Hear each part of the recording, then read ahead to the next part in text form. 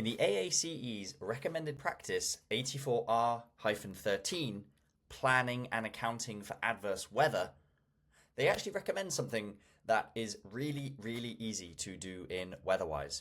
So one of the recommended practices, in fact, the recommended practice, which is the best, is to use calendars in your scheduling tool as a way to account for weather downtime. So in EHAB, all you have to do is go to the Schedule Integrations tab.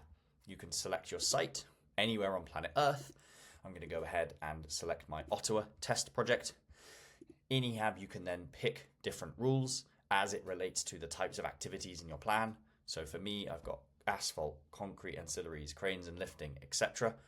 You can actually tweak the rules in EHAB and instantly get a readout of what the risk profile is in that particular location for a given threshold or for a given weather type.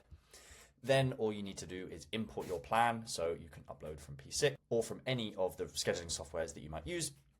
So I've selected my port plan. So then you're going to go to the assign category step. We use category codes as the best way to match the category types in WeatherWise to the types of activities that are happening in your plan. So you can see that formwork with a certain value has 200 activities. We've matched this with our formwork category in WeatherWise, and you can see I've got 6 categories in total in this particular plan. Then what you do is select either ASTA or P6 from the scheduling software dropdown. So I'm going to select P6, and then you can easily and automatically get calendars. Now we've released a few new features here, so you can link the tasks or not link the tasks. We always recommend that you would link the tasks. You can have them as project calendars, as global calendars. You can actually preview the calendar, which I'll show you in a second, and you can also choose the calendars at different percentiles.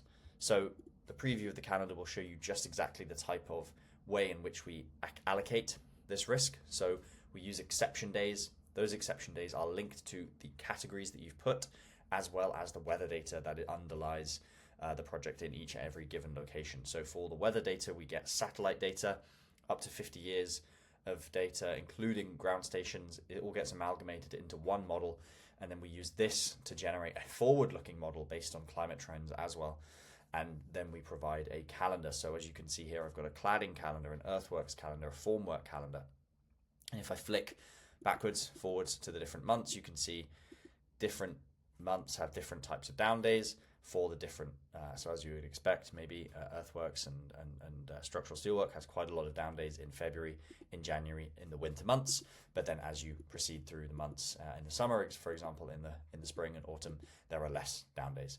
So this is what you would export, and then you import that into P6. And there's already a video in the platform to show you how to do that. So if you want to meet the standard practices that the AACE set out, bearing in mind this was in 2015 when they recommended this practice, then all you have to do is sign up for the EHAB platform. And actually there's a link below where you can click and read more about our calendars and how they integrate into different pieces of software. Thanks for listening.